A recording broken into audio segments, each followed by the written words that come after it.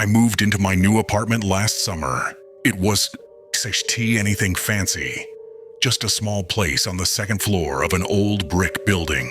At the time, I actually liked the idea of no one living above me. It made me feel safer. I liked the quiet.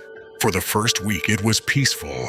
I worked late, came home, watched a little TV, and fell asleep to the sound of nothing but the wind outside my window. But on the 8th night, right around 2 a.m., I woke up to a sound above me. It was faint at first, like someone shifting their weight across old floorboards. Then it turned into slow, heavy footsteps, back and forth. I stared at the ceiling, my heart beating harder with every step. I kept waiting for it to stop, but it didn't. It just moved from one end of the apartment to the other, and then paused, right above my bedroom. The next morning, I went straight to the landlord. I asked if someone had finally moved in upstairs.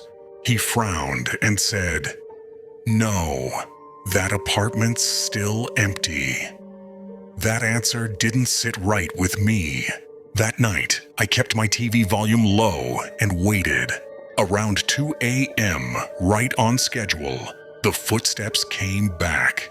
But this time, there was something else, a dragging noise, like someone was pulling something heavy across the floor. I called out, half joking, half scared, "Hello?" I didn't sleep that night. A few days later, I decided to record the sounds on my phone. I pressed record, laid it face up on my nightstand, and waited in the dark. The footsteps started again, slow and steady. In the morning, I played the recording back. At first, it was just the footsteps. But then, between them, a whisper, faint but clear enough to make my stomach drop. It said, "He can hear us." I froze. I replayed it again. I went to the landlord again, told him about the sounds and the voice. He looked pale, like he already knew. Then he said something that made my skin crawl.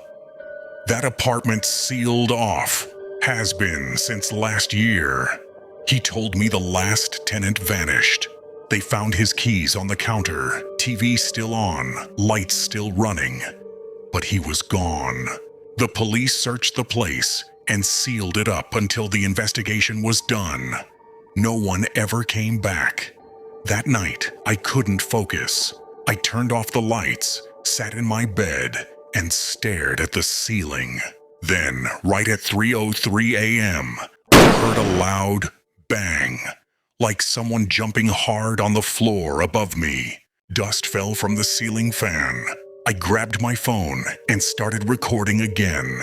A few seconds passed in silence, and then, faint scratching, like fingernails dragging slowly across the wood. The sound circled the ceiling, stopped above my bed. Then came the whisper again, closer this time. "He can still hear us." I ran out of the apartment and down to the parking lot. When I looked up at the windows above mine, everything was dark, except one. A faint flicker of orange light, like a candle, glowing behind the curtain. But when I came back with the landlord the next morning, the whole unit was boarded up from the inside. The door was nailed shut.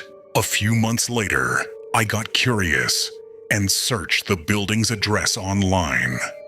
I found an article from a few years ago. It said a man went missing from that very apartment, right after complaining to the landlord about noises above him. Now, sometimes when I scroll through my old phone files, I still find that audio clip. Every time I play it, it sounds different. The first whisper still says, "He can hear us." But there's something new at the end now. A third voice, low, distorted, whispering just one word, "Stay."